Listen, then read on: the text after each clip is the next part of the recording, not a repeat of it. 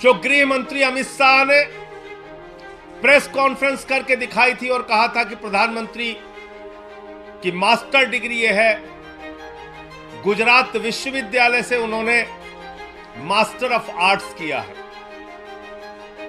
अब इस डिग्री में देखिए आप, नकल के लिए भी अकल चाहिए होती है, लेकिन इस नकल में अकल का इस्तेमाल नहीं किया गया।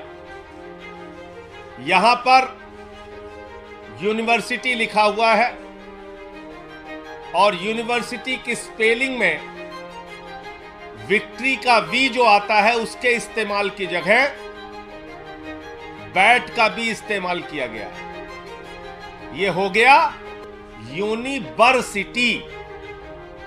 तो हमारे मोदी जी यूनिवर्सिटी से पढ़ाई किए हुए हैं और इसी सर्टिफिकेट में एक जगह और यूनिवर्सिटी लिखा हुआ है, नीचे उसकी अंग्रेजी ठीक लिखी।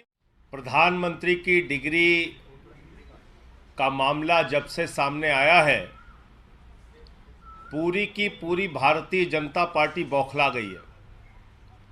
सारे मंत्री, सारे प्रवक्ता, सारी की सारी भारतीय जनता पार्टी अपने प्रधानमंत्री के फर्जी डिग्री को सही साबित करने में जुट गई है। और मैं इसको फर्जी डिग्री क्यों कह रहा हूं? इसलिए कह रहा हूं कि प्रधानमंत्री जी ने जो डिग्री सार्वजनिक की है, प्रधानमंत्री जी की जो डिग्री गृह मंत्री अमित शाह जी के द्वारा प्रेस कॉन्फ्रेंस में दिखाई गई है, वो डिग्री अपने आप में कई सवाल खड़े करती है।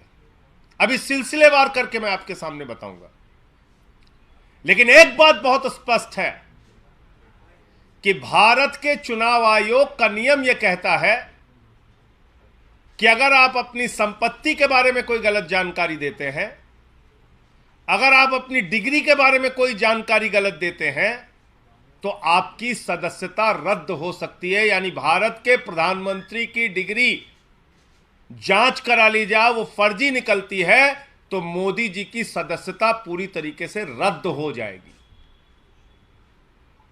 वो न सांसद बचेंगे, न चुनाव लड़ने के योग्य बचेंगे, क्योंकि एक बहुत बड़ा फर्जीवाड़ा है भारत के प्रधानमंत्री की ओर से।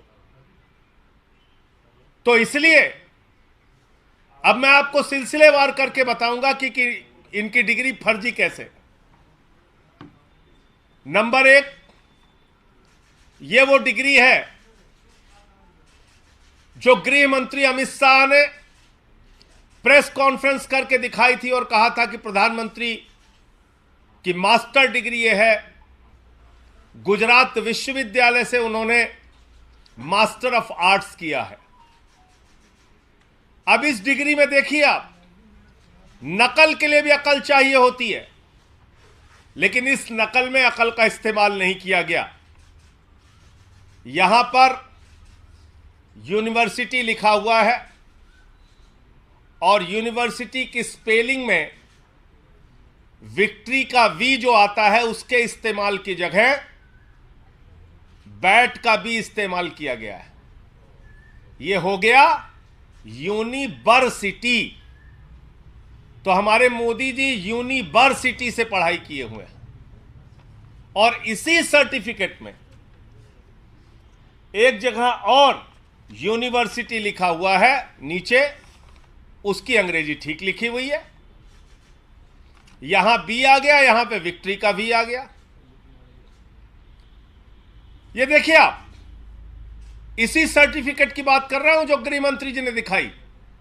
दूसरा, मास्टर ऑफ आर्ट्स जिस फॉन्ट के अंदर लिखा गया है, जिस फॉन्ट में यानी कि जिस लिपि शैली में मास्टर ऑफ आर्ट्स लिखा गया है, इस लिपि शैली की शुरुआत 1992 में हुई है। यह फॉन्ट, यह लिपि शैली, मास्टर ऑफ आर्ट्स जिसमें लिखा गया है, यह लिपि शैली आई है, यह फॉन्ट आया है 1992 में। और प्रधानमंत्री जी का क्या दावा है कि उन्होंने 1983 में ही एमए पास कर लिया था। यह है दूसरा सवाल। अब तीसरा सवाल और सबसे बड़ा सवाल यह है प्रधानमंत्री जी का। मैं स्कूली शिक्षा गांव में किया और जैसा मैडम बता रही थी ना कि अपनी शिक्षा के कारण आदमी आगे नहीं बढ़ता, तो मेरी शिक्षा ही नहीं हुई। तो ये प्रधानमंत्री जी का वक्तव्य है, मेरा नहीं, माफ कीजिएगा। यह किसका वक्तव्य है? भारत के प्रधानमंत्री आदरणीय नरेंद्र मोदी जी का वक्तव्य है, मुख्यमंत्री गुजरात बनने के बाद। आज मेरा सिर्फ एक सवाल है मीडिया के माध्यम से, और भारतीय जनता पार्टी के किसी भी नेता में अगर साहस और हिम्मत है तो जाकर प्रधानमंत्री जी से इस सवाल का जवाब पूछ के बता दीजिए। सवाल क्या है? 79 में और 78 में अगर बैचलर डिग्री दिल्ली विश्वविद्यालय से प्रधानमंत्री ने कर ली, 1983 में मास्टर ऑफ आर्ट्स की डिग्री गुजरात विश्वविद्यालय से कर ली, अगर आपकी 1989 में बीए की डिग्री हो गई, 1983 में एमए की डिग्री हो गई, तो भैया प्रधानमंत्री जी देश के सामने इस बात का खुलासा कर दीजिए कि फिर 2005-06 के दौरान या मुख्यमंत्री बनने के बाद का ये जब का भी भाषण है, आपने क्यों एक टीचर को संबोधित करते हुए कहा कि आपकी कोई शिक्षा दीक्षा नहीं है, स्कूली शिक्षा के आगे आप नहीं पढ़े? ये तो आपका बयान है, मेरा बयान नहीं है। ये बयान तो आपने दिया है प्रधानमंत्री जी, ये बयान आपका है, मेरा बयान नहीं है। मैं स्कूली शिक्षा गांव में किया और जैसा मैडम बता रही थी ना कि अपनी शिक्षा के कारण आदमी आगे नहीं बढ़ता, तो मेरी शिक्षा ही नहीं हुई। मेरी शिक्षा ही नहीं हुई, ये नरेंद्र मोदी जी गुजरात के मुख्यमंत्री बनने के बाद कह रहे हैं, एक टीचर को संबोधित करते हुए। तो भैया जब आपने 79 में बीए कर लिया, 83 में एमए कर लिया, फिर 2005-06 में आप क्यों झूठ बोल रहे हैं? इसका मतलब ये सच बोल रहे थे मुख्यमंत्री रहते हुए, जो उन्होंने कहा वो सच था, वो सच था। उसके पहले के जो उनके डिग्री के खुलासे हैं वो झूठे हैं, गलत हैं।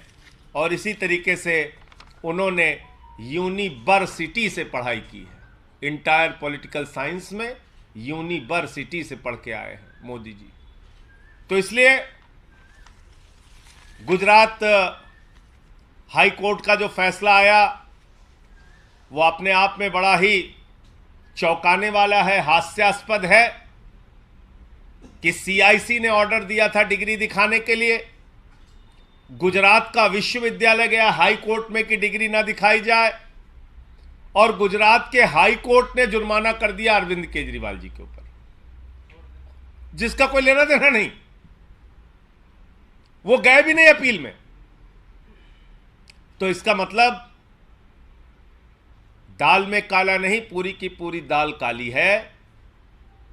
और नकल के लिए भी अकल चाहिए, उस अकल का भी इस्तेमाल यह डिग्री दिखाते समय नहीं किया गया है। और बीजेपी की सारी लीडरशिप और स्वयं प्रधानमंत्री जी जवाब दें कि 79 में अगर आपने बीए किया, 83 में आपने एमए किया, तो 2005-06 में आपने क्यों कहा कि आपने कोई शिक्षा स्कूली शिक्षा के बाद नहीं की है? अर्थात या तो आपकी डिग्री फर्जी है या आपका बयान झूठा है, दो में से एक ही बात हो सकती है। आपका कोई प्रश्न हो आप पूछ सकते हैं। आप लोग तो सवाल उठा रहे हैं बीजेपी का, लगातार बीजेपी के लोग कह रहे हैं कि ये सवाल इसलिए उठाए जा रहे हैं क्योंकि जो भ्रष्टाचार के मामले में ध्यान हटाया जा सके। और देखिए, भ्रष्टाचार के मामले में क्या बोला जाए?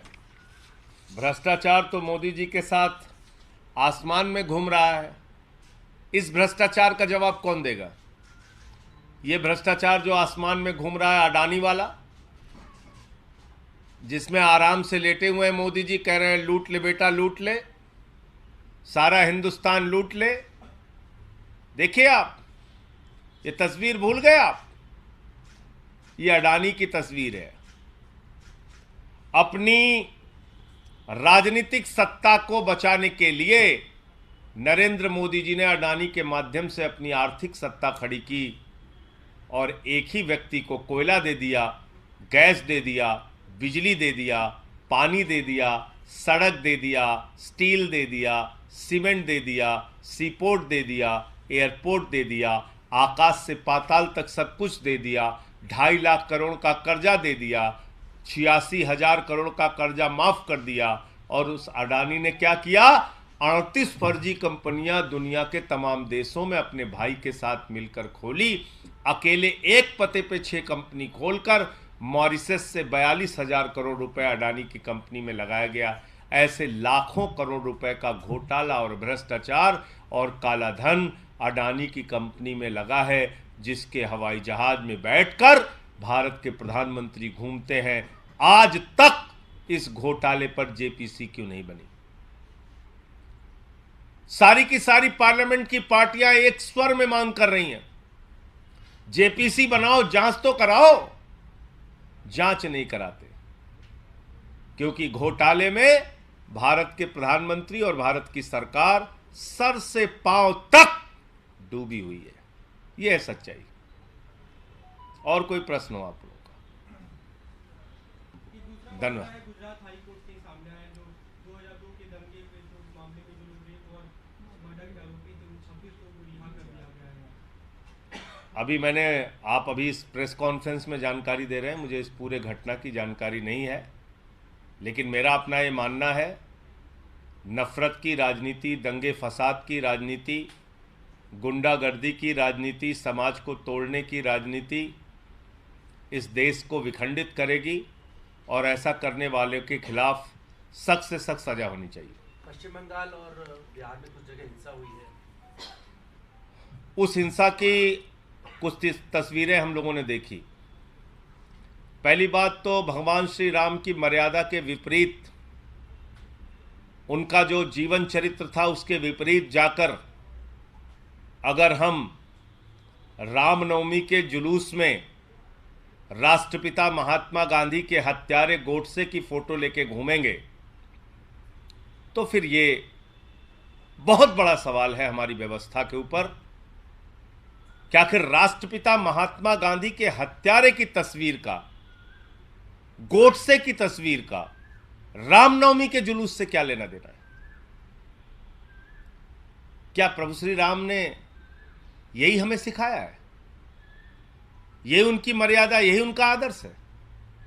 रामचरितमानस से हमें यही शिक्षा मिलती है, जो रामचरितमानस कहता है सब नर करहि परस्पर प्रीति, यानी कि सारे लोग आपस में प्रेम भाव से रहें। तो हम किस ओर बढ़ रहे हैं? क्या संदेश देना चाहते हैं? हिंसा करने वाले, हिंदू धर्म के हों या मुसलमान धर्म के, किसी भी धर्म के व्यक्ति हों, किसी भी राज्य की हिंसा हो, उसके खिलाफ सख्त से सख्त कार्रवाई होनी चाहिए। और अभी तो सुप्रीम कोर्ट तक ने कह दिया, नफरत फैलाने वालों के खिलाफ जो लोग कार्रवाई नहीं करते, नफरत की भाषा बोलने वालों के खिलाफ जो कार्रवाई नहीं करती, वो सरकारें नपुंसक सरकार है। ये तो सुप्रीम कोर्ट की टिप्पणी आ गई है। अब तो मोदी जी को और बीजेपी वालों को शर्म करनी चाहिए। नफरत की बुनियाद पे देश आगे नहीं बढ़ेगा, मोहब्बत की बुनियाद पे आगे बढ़ेगा।